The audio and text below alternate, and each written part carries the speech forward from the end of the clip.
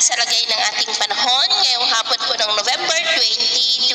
2024 na kung saan sa ngayon ay wala po tayong binabantayan na banta ng sama ng panahon sa loob at labas ng ating area of responsibility na maaari po na makaapekto dito sa ating bansa for the next 3 to 5 days. Amihan po o malamig na hangin ang umiihip ngayon dyan sa may extreme northern Luzon hanggang dito po sa ilang bahagi ng northern Luzon, habang easterlies naman o mainit na hangin ang umiihip mula silangan ng Luzon, Visayas at Mindanao. At ang shear line naman po ay nakakaapekto sa northeastern part po ng Cagayan. At sa ating long range forecast ay wala pong bagyo na namamataan na tatawid po dito sa ating kalupaan hanggang sa matapos ang buwan na ito, pero posible po na sa huling mga araw ng Nobyembre or by late next week hanggang sa unang mga araw ng Disyembre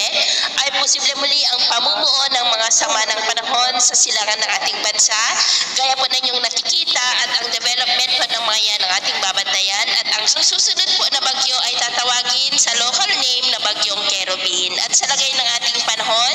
ngayong hapon ay generally fair weather po sa malaking bahagi ng ating bansa, pero dahil sa amihan at shear line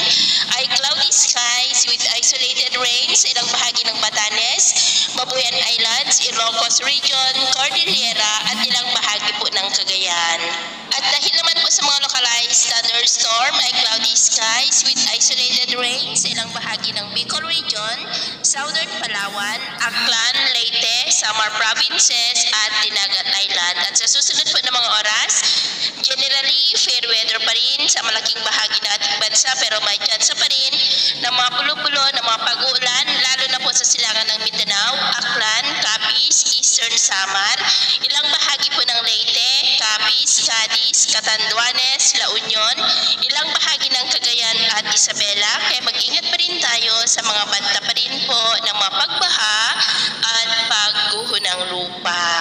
At sa atin naman pong mga baybayin, dahil po sa amihan ay iwasan na muna natin ang papalaot sa buong seaboard po ng Northern Luzon, kasama po ang seaboard ng Batanes at Babuyan Islands, maging po sa seaboard ng Kanluran ng Central Luzon,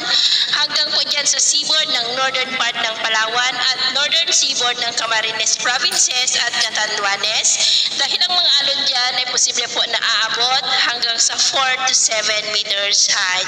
Kaya hanggat maaari ay iwasan na muna natin ang papalaot dyan sa mga may kulay pula para po mas makaiwas sa mga sakunang